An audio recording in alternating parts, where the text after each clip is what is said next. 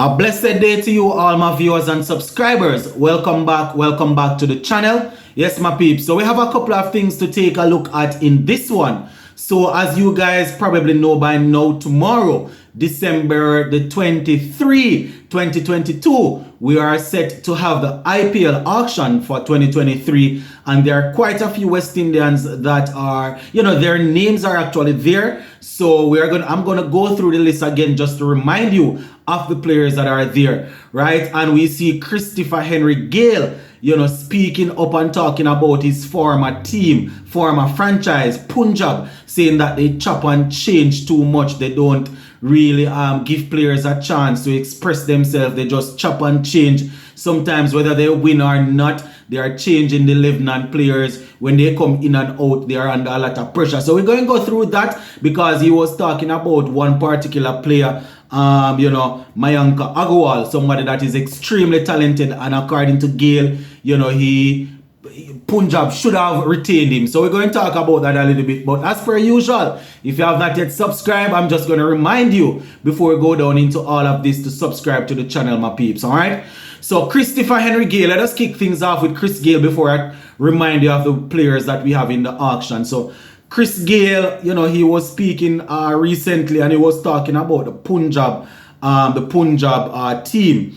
And he's saying that he's disappointed that Mayanka Agarwal was not retained by the Punjab. And according to Gayle, he's a very explosive player, someone that is very talented, and he's a team man. That is what Gayle is quoted as saying. He's a team man. He will give up his all for the team.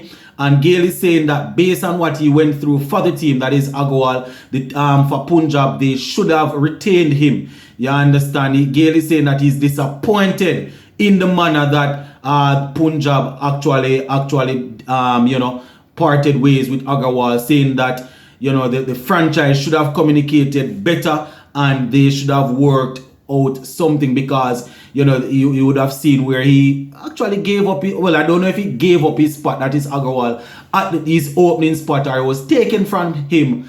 And I think it was Johnny Bairstow that they had opening at one point in time. But Gayle is saying that, they should definitely give this man, they should have given this man some more time, some more opportunity to really go out there and to prove himself. But as you can see, he was not retained, and Gayle is saying that he's a very good player, explosive player, and he's hoping that a team will give him an opportunity, that a team will pick him up and will sign him so that he can make some cash, because he is a talented player. You understand? Gayle is saying that, and I quote, the player is probably hurt within himself at not being retained by Punjab after what he sacrificed for the franchise. You understand? I tell you, him having to move from his batting slot to give someone else, even when he was leading the team and all of that. So Gayle just letting his voice be heard. And we remember that Gayle actually played for this franchise. I think this was the last franchise that he played for, the last team that he represented in the IPL. Now, as it relates to the franchise itself, this is what Gayle had to say, and I quote, "They chop and change, man. It is ridiculous. You keep chopping and changing. They never have a 11. They never have a set 11, whether you win or lose a match." They say sometimes they would go with the same team, but so often players don't feel comfortable with so much changes. When they do get a chance to perform in the IPL, when they do get a chance to play, it is so much pressure because this is the IPL. But this franchise chop and change too much. So that is what Gayle had to say about that franchise. He also spoke about the all-rounder from England, Sam Curran, saying that he could go for a record-breaking money. You understand? So the article says Gayle feels that the young England all-rounder might become the most expensive player, in the auction history. They said no retired Chris Morris is the most expensive player till date. You understand? He went for 16.25 crore. I think that was back in 2021. So Gayle is saying that these guys probably will do. This guy Sam Curran will probably go for that fee. You will remember that he was very good in the T20 World Cup in the finals. right? He played a very important role there for England. Now, they are talking about Ben Stokes, Cameron Green, Agarwal, and all of these guys who could go for a lot of money. And this is what Gayle is saying, and I quote, "I don't know why they are calling those names. Just give me the money, man." You understand? So Gayle is saying that, in his jovial way as usual, just saying they should give him the money and stop calling all of those names. So yeah, the IPL auction, my peeps, tomorrow we'll see all of that. And talking about the auction itself, we have around about 20 players, I think, that will be taking part. So Jason Hola is there. So I'm going to go through the list to remind you. Jason Hola, his base price is 2 crore. Odin Smith is there. His base price is I think it's a little bit less than Jason Hola. Let me give you the amount of IPL games that they would have played also. So Jason Hola, 38 IPL games under his belt. Odin Smith with 6 IPL matches under his belt. Puran with 47 IPL games under his belt. I think he's listed at 2 crore amongst the highest. Akil Hussain, no IPL is looking to get his first chance. You understand? He's there. Base price 1 crore. Sheffield Rutherford is also there.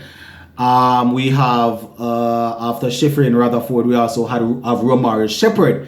And just to remind you, Sheffield Rutherford, he has a couple of games under his belt, about 10 IPL games under his belt. Romario Shepherd with 3 matches under his belt. Johnson Charles is also there, and Johnson Charles is also there, my viewers and subscribers. Let me see. He's looking to get his first boss, so to speak, in IPL. Andre Fletcher is there, looking to get his big boss there also. Shea Hope, his name is there. Brandon King is there. Dominic Drakes is there. Sheldon Cottrell, Fabian Allen. All of these guys would have played in the IPL before. Carlos Brathwaite, IPL, I think 16 games. Ruston Chase looking to get his big break. Raheem Cornwall, the Rock Master, looking to get selected. Kemo Paul, who would have played earlier in his career. Think he actually has one of, if not the best, bowling figure in the IPL for a seam bowler, if I'm not mistaken. Pretty close there. Kemo Paul, as I said. McKenny Clark is also there. Raman Simmons is there. Matthew Ford.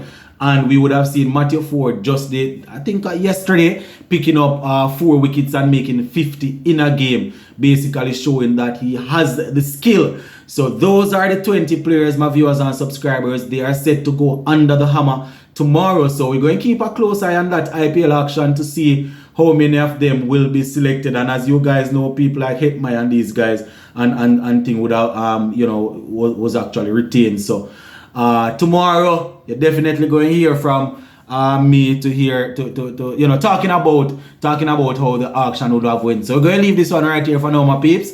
Just big up on yourself until the IPL auction. See?